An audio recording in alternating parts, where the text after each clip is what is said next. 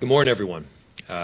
First, obviously, want to address Operation Safe Summer, which was the original reason that we were here today doing press, and this is now an annual strategy that we are utilizing to get ahead of some of the difficult circumstances that could present themselves over the summer.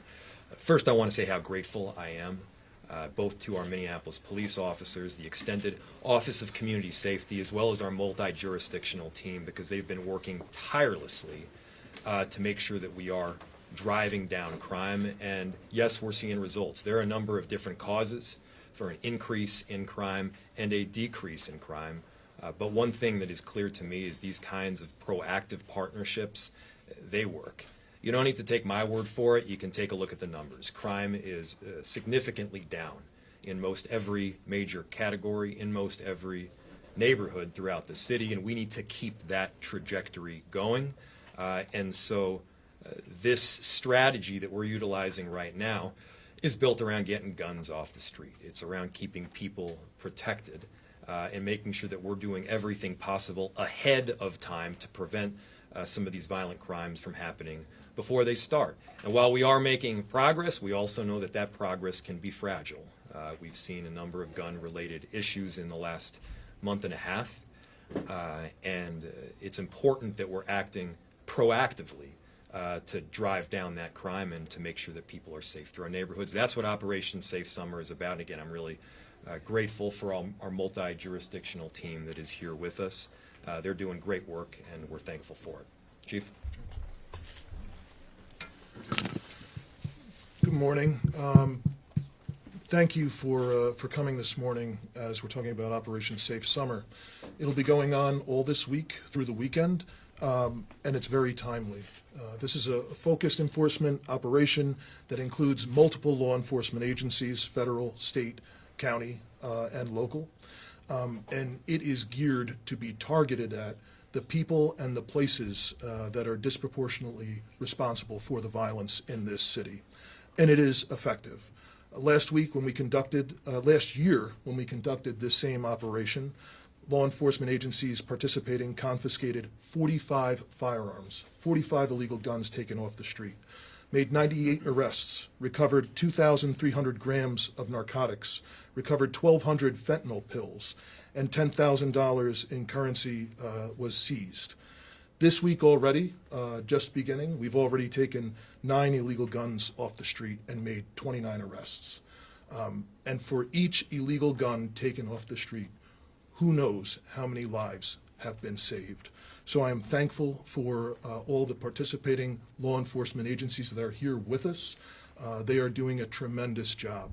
And ultimately, it is the people, the residents of our community that benefit from these partnerships, from this hard work. And I am extremely thankful to have these agencies with us. So thank you. Sheriff. Good afternoon. Operation Safe Summer.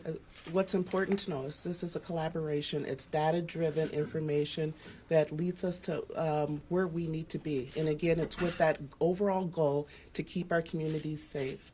And so I am very appreciative of the partnerships of everyone here today because it's needed. And you know, we are very lucky, blessed, I would say, to have men and women who continue to show up to try to keep our communities safe. Again, that is the overall goal. And keep it in mind, once again, it's data-driven. And so we go to where the hot spots are, where the crimes are occurring, in effort to keep our communities safe. That's all I have for today. Thank you. We'll open to questions regarding Operation Safe Summer, and then we'll take other questions as well. Chief and Sheriff, when you guys first started this 4 years ago, it took a while to get the community to buy in. Can you talk about how over this time that the community is now considered a partner in Operation Safe Summer and how they helped you guys make the arrests and get the guns off the street? Yeah, absolutely. I think just from our perspective, as we have been able to build stronger relationships with both residents in the community as well as community-based organizations, as they have learned more about the purpose, that this is not a broad dragnet going out being placed on the entire community, that this is precision policing. This is, we are trying to go out and get those who are responsible for the most harm in the community off the street. And there has been more and more support, as you have mentioned. But that has, gone in line with, I would say, our efforts to reconnect better, to make referrals also to a lot of community-based organizations. So it's not just about trying to get the people who are out here really causing the harm. It's also about, folks who are out here who are very much at risk, trying to connect them with some of these community-based resources that are here so that we can do some prevention work at the same time. So I know a very, very basic need our residents have is to feel safe. And I know the success of these types of operations has been felt in North Minneapolis for sure. And so I think it's because of the success, because of the outreach, and because of the engagement that we've done, that there has been more and more support from the community, and I think the results speak for itself. Are there any, sorry, no, go ahead.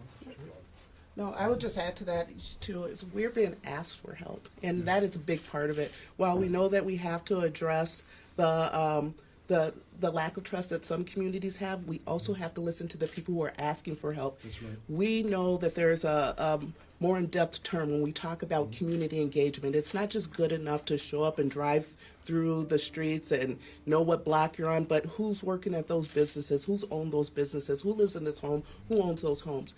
People, because of all of the work that's been done, the proactive work of community engagement, I believe that that is a part of what's helped us get to a better place. We know that there's a lot more work to do, but that was the missing piece, being involved with the communities, not just showing up and responding to calls, but being proactive and building those relationships, sustainable relationships.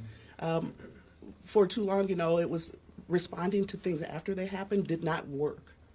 And so making sure that everybody has that understanding of what it means to build and sustain relationships, which means trust, is imperative. And so I think that is, again, a result of what we're seeing, where the community is asking us for help. And we're happy to be a part of those communities.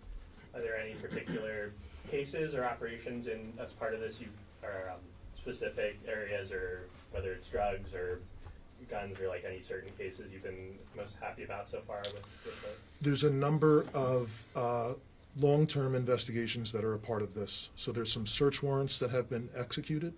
I think there's more that we will release at the end of this. There's been a number of stolen cars that have been recovered, and as well as, there's long-term investigations that were planned to be a part of this and to be executed during this, but there's also the ongoing work that we're doing. So as things develop with our investigators in other cases, and then there is a need to make an apprehension, that also will fall under this. So there's a lot, and we'll release the results at the end. And when does it go through? I wasn't sure the timeline. Saturday night through so bar close. It's a 1 week thing? 1 week, yes. You're doing this for the past 4 years now. Obviously, situations evolve and things change over those 4 years. Every year, there's different things I would assume that you look at. Is there a situation this year coming into this year saying, we need to be paying attention to this in this area, or this specific situation is what we're focusing on for this specific week? It is individual people. So that is dominated by individual people who are currently out here causing harm. So that is how it changes. It changes as well as where the current hot spots of serious street crime and violence are, and they have varied over the last few years. You had the big burst of a few weeks ago in South Minneapolis with a lot of Native people killed, and is that an area you've been doing a lot of this increased enforcement as part of this week? There is work that is a part of that, yes. Yeah. Expensive to run an operation, say summer? This is a lot of resources for sure. There's overtime costs associated with it, but it is unquestionably worth it. The amount of guns that are taken off the street. Public safety has a price tag, but the cost of this pales in comparison to the results. Mr. Mayor, is this an easier solution for you with the potential tug-of-war that happens between Minneapolis City Council on the one hand and the White House, or is it a slam dunk of what has to be done? Were you able to negotiate between getting those two done for what the city needs? Does that make sense? No. Can you ask that again? You have to negotiate with the city council on how this looks Yeah. and what this goes with. And at the same time, with the White House, does what they do and such, and strips resources, or maybe they help you, I don't know. But somehow between all that, or maybe none of that is a problem. Maybe you get the job done despite your city council, despite. Am I close? Yes, I think so. Sorry. So the question is, how do you navigate between multiple different strategies, multiple different ideas as to how we keep people safe? And you all have heard me say this before. The opposite of Donald Trump extremism is not the opposite extreme. It's good, thoughtful governance where we rely on data, we listen to experts, many of whom are up here right now with me, and you operate in reality. I'm a mayor, and so I deal in the reality business, and the reality is that when people are getting killed, we need to act not just 2 and 3 years down the road, but right now. We need to help people right now. This is not the only strategy that we have that we're presently utilizing, but it is an important one. It's one that has shown some success over the last several years. It's one that is shown to be necessary because we've got to get ahead of these issues before it gets hot, literally and figuratively. And to bring these different partners together, yes, it's very important. And so obviously this is an action that we have taken, and it's the direction we're going to continue to go. Chief, is it safe to say that this, you say it lasts a week, but these guys are dedicated, and you still see these entities working together even Yes. after this week, and that still has led to the down Yep. crime, right? Yep. So Reg's question was, this operation is a week, but don't we work together all the time? The answer is yes, obviously. It's a daily occurrence with the agencies that are here. And there are focused enforcement operations that go on throughout the year, especially with the sheriff's office. Their deputies are with us every day. We work with the transit police daily and the other law enforcement agencies here. So this is a week-long, kind of full court press of this to try and set the tone for the summer and provide a sense of safety, a sense of presence for people. The number one complaint I get, and I'm sure the mayor gets, wherever we go around the city, listening to community groups, is people want more police presence. People want to feel safe. So we're hoping, that with the increased enforcement and the very, very visible presence of law enforcement around hot spots around the city throughout this week, that'll help set the tone to have a safe summer. And is that part of, like, for the next month, like leading up to like 4th of July and like parks, is that part of it, would you say, of trying to avoid any incidents in parks? Yes. Yeah. I mean, there's a lot coming up this summer. Obviously, Pride is coming up. That's very important with the parade. The 4th of July, Aquatennial, a number of events. We will be staffed up and we'll be working with law enforcement partners, but each one is different. And I'm concerned, about all of these events, just in terms of keeping people safe whenever we have large crowds of people. And we see the risk that comes with that. We see the amount of hate that is out there, particularly against different groups of people for various reasons. So that's why, yes, I mean, being staffed up and having a large visible police presence, working with all of our partners to make sure that we have intelligence and information that's available beforehand, that's all important to keeping people safe. Do you feel like there's enough at the Boom Island Park in terms of changes from park board police or things that your department's doing to try and help at that park? That's, that is the responsibility of the park police. I talk to Chief Ohado all the time. I know they've put a camera over there at that location. I think that's going to be helpful. It's different from a number of other parks in the city in that, to drive there, there's kind of only one way in and out. So it's easy to control ingress and egress, and to get a camera over there and to monitor that, and to send, police over there when it looks like there's a large crowd, I think is helpful and an easy way to try and keep people safe. Gee, when you talk about having the staffing numbers, I know you and I have talked a lot about staffing numbers the past year, and Sheriff, for you as well, do we have adequate staff going into the summer to handle these large issues and large events? We have more than we did last year. The question was on staffing. We have more than we did last year, and we are staffed. We have more people on average on every shift, every day, in every precinct around the city. That's a fact. And today, we started a recruit class of 38 recruits, the largest I think they've had since the 90s. We're still hiring a number of laterals, so I think by the next time we do a graduation ceremony, we might be swearing in as many as 50 police officers. So yes, staffing is gradually getting better, and I'm anticipating it to get a lot better by the end of this year. But even without that, where we are today, the number of cops on the street, each shift out of each precinct, combined with all the work that's being done by outside agencies in the city, is more than what it had been here. We asked about yesterday. Next topic, yeah. Yeah, okay. So, Chief, I heard you say in there you said you're proud of you saw your men and women work yesterday. Question for really anyone up here. The response to this publicly has been really poor. You have a sitting city council person who called it inappropriately opaque, said it was a failure. He called the law enforcement out there faux military clowns. You have a mayoral candidate who called it blatant fascism. What is the response for the people standing up here as to how you feel about what you saw take place yesterday at Lakewood? Mayor will start. Yeah, so,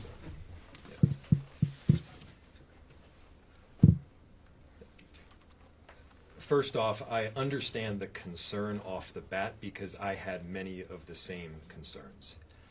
Trump has created an environment of understandable fear, created an atmosphere where distrust isn't just the norm. In fact, sometimes it's appropriate.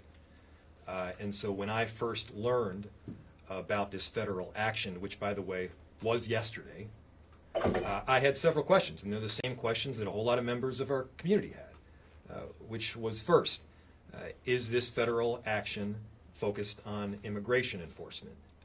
The answer was no. Is our Minneapolis Police Department involved in it? The answer is also no. The chief can elaborate on this, but the work that our Minneapolis Police Department is doing, and in fact is charged with doing, is keeping people safe. And so when you have a standoff between people who are protesting and federal agents, one of our jobs is, yes, to keep people safe. Were we involved in the federal action? The answer is no. Are we involved with keeping people safe in our city? The answer is absolutely. And again, to be made clear, this was an action not focused on immigration enforcement, and there were no arrests made. The chief can elaborate, the sheriff can elaborate on what specifically this action was about. But for the detailed breakdown of who was involved and the agencies that were involved, you can certainly go to them. But I'll also say that my job as mayor is to learn the facts, get properly briefed with what is happening, communicate out accurate information to the public, and also provide direction to our respective departments to do the job that we are charged with doing. We shouldn't be countering the kind of chaos and panic that is pushed out by Donald Trump with our own brand of chaos and panic. We shouldn't see the opposite of extremism to be the opposite extreme. And so that's the work that I'm charged with doing as mayor. I take that work very seriously. And as to the question, what was I doing yesterday? The answer is my job. And I'm happy to elaborate on that. So,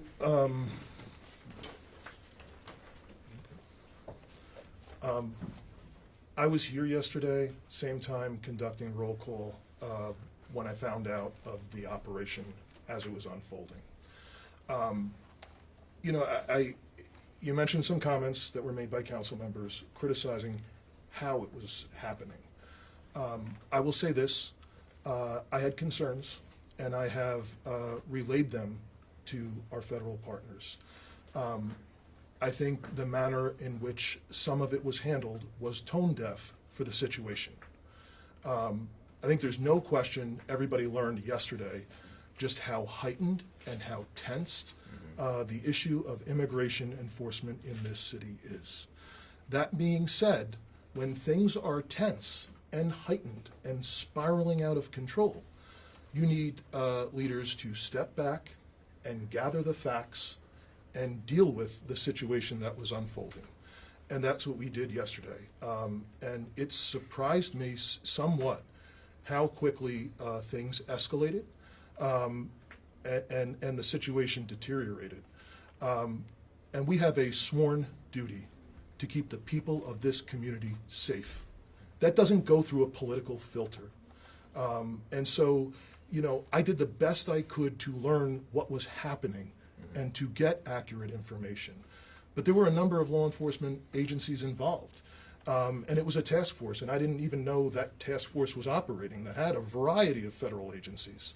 So it was, I knew a federal criminal search warrant was happening, but I didn't know exactly what. And we dealt with the reality of the situation on the city street. And ultimately, you can say what you want and point fingers and blame people for different things, how it happened, whether they should or shouldn't have or whatever. But the bottom line is, if a tragedy happened at Lake and Bloom yesterday, it doesn't matter who's at fault. The community loses. The feds lose. We all lose. And we are left behind. The feds can leave. We're left behind to deal with the consequences. And what I saw yesterday as they were trying to leave, with, you know, aside from just the verbal things that were being said, but with things being thrown at them, in some cases, heavily armed federal agents getting into hand-to-hand situations with people who are protesting is not good. And that's something that was quickly escalating. It is our duty to respond and try and de-escalate that situation. And that's what we did. People from the community were saying they didn't want them there. We responded to get them out of there and to try and resolve the situation. And it was dangerous. And even later in the day, the police had to respond later in the day because some protesters that were remaining had surrounded a resident's vehicle and were, you know, damaging the vehicle and refusing to let them drive away. So, I mean, there's no question that it had become a dangerous situation very quickly, and that we had an obligation to protect the people of this city. I would like to touch on that question. I'll start with this. The information that came out on social media from elected officials was highly irresponsible.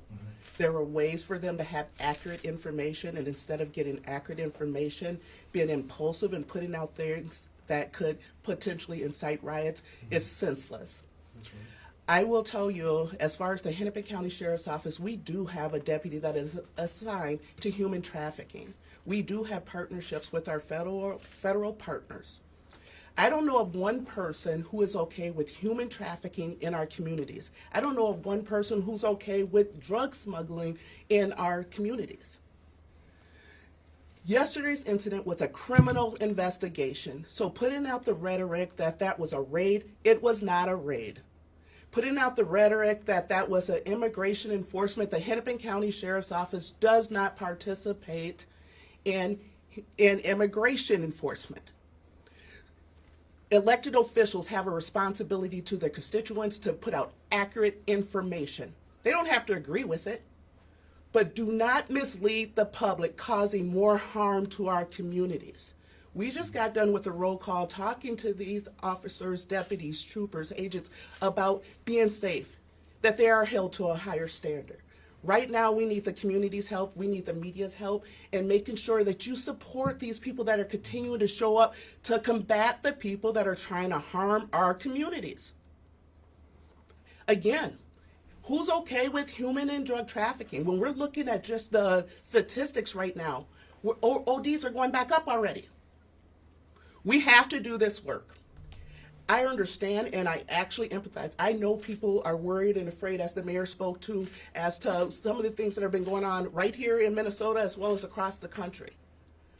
What is important for people to know, yesterday's incident was one of 8 search warrants for a transnational criminal organization. It is not okay for people to obstruct law enforcement when we are trying to obtain evidence. It is not okay to try to prevent them from leaving. It is not okay. It did not look good. I get that. And we will deal with some of the things that happened that even I don't agree with, which is why I have an appointment already set up with some of our federal leaders. That could have been done better.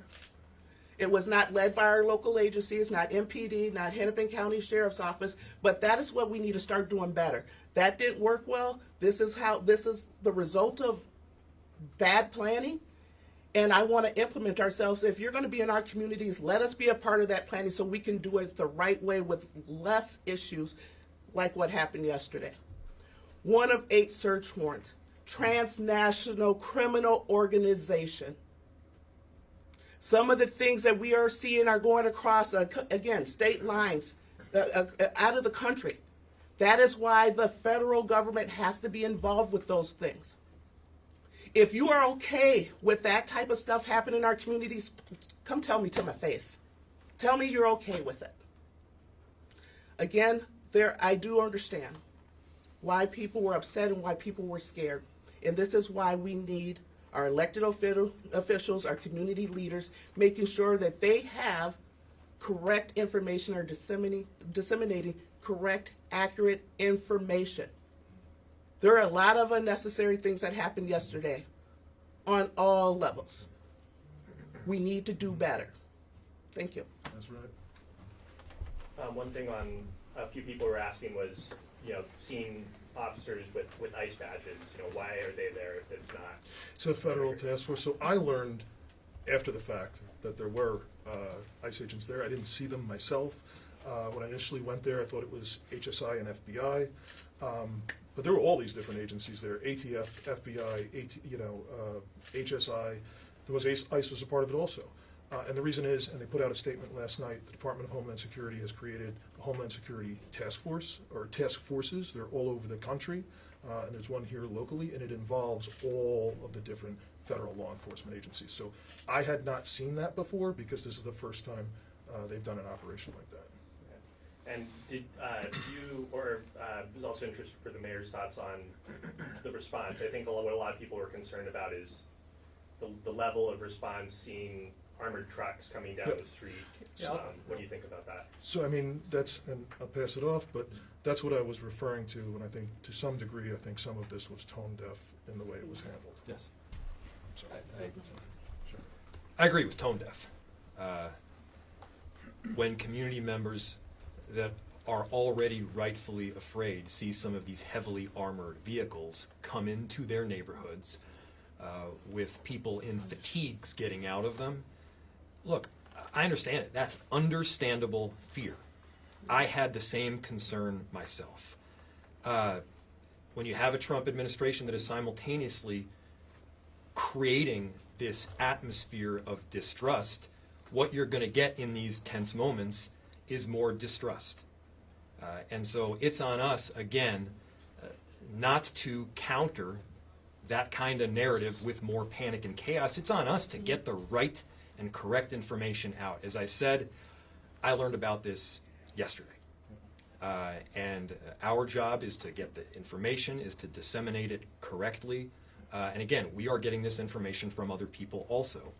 And then it's to try to keep the city safe. And is that something where both police and the city hope that there would be more heads up for these sorts of details? Well, yes, but importantly, speaking for the city, we do not coordinate or work with ICE on immigration enforcement. And so if we're not working with them, we're not going to get a heads up necessarily on when they're coming into the city. Now, this was not, as the sheriff said, an immigration-related enforcement issue. But still, people need to understand what kind of heads up we may or may not get.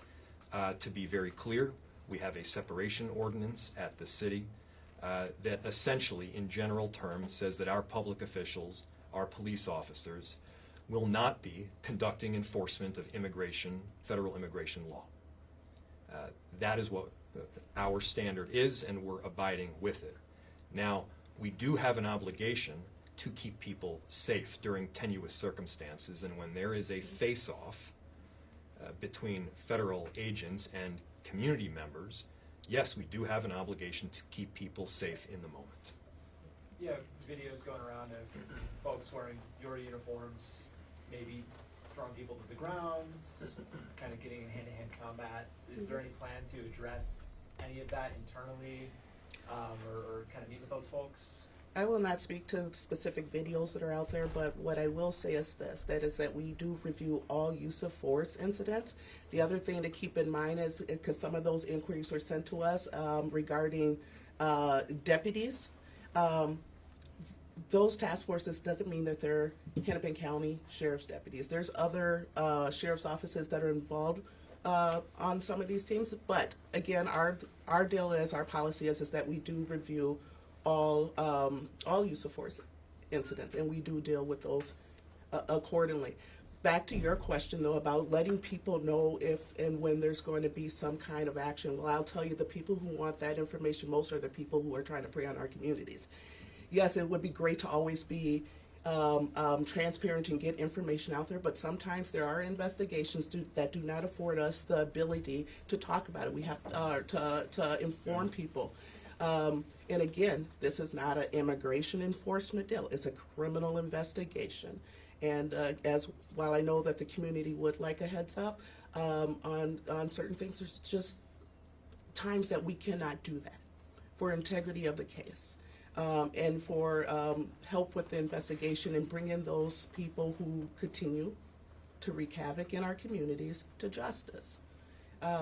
And so, but again, I will acknowledge there are things that can be done better, which again is why we're having those conversations, those meetings with our federal partners. But we are not responsible for what they do or how they act. We are responsible for our individual agencies. So hopefully those relationships that we have, that they will hear us and saying how this could have been done better, will happen. But again, there were victims. This is not a victimless crime as to why we were there. Victims deserve justice too. And that is why we were there yesterday. And you mentioned the similar searches. Were those all in the city, or like where were those other? That was the only one in Minneapolis. There were several throughout Hennepin County, as well as other counties in the metro area. Again, there were 8 different places. This, what happened yesterday in response, only happened in this city. And again, there's a lot to this investigation. We're at half an hour now, so if we have one more burning question, we can take that. I don't want to mischaracterize, because it sounds like from the 3 of you, there was varying levels of maybe knowledge or awareness of what was going to happen if and when yesterday. But to hear people who are the leaders of this area talk about, we didn't know, or we didn't know it was going to be like this, or I didn't know till after the fact, and I was trying to put the pieces together myself. What message does that send to the people that live here about who is calling the shots for things like this? Well, If you don't mind, let me answer that first. So again, 2 different agencies. I acknowledge that we do have somebody who works as a TFO in human trafficking. Our detective does have knowledge of certain things that are going on that were a part of the case. And again, I'm trying to be careful here for integrity of the case. So there are things that we know that were going to happen. Again, execution of 8 different warrants. Yet we have that knowledge. None of us could say what those results were going to be. To say that, I would say the overzealous showmanship of our federal governments, that's not something that we shared. Again, but it's important that when missteps happen, that we try to correct them. And so that's why those meetings are going to take place. But I don't think it's a matter of us just not having all the information or right information. I need to acknowledge that, yeah, I did have information, and it's because we have a detective there.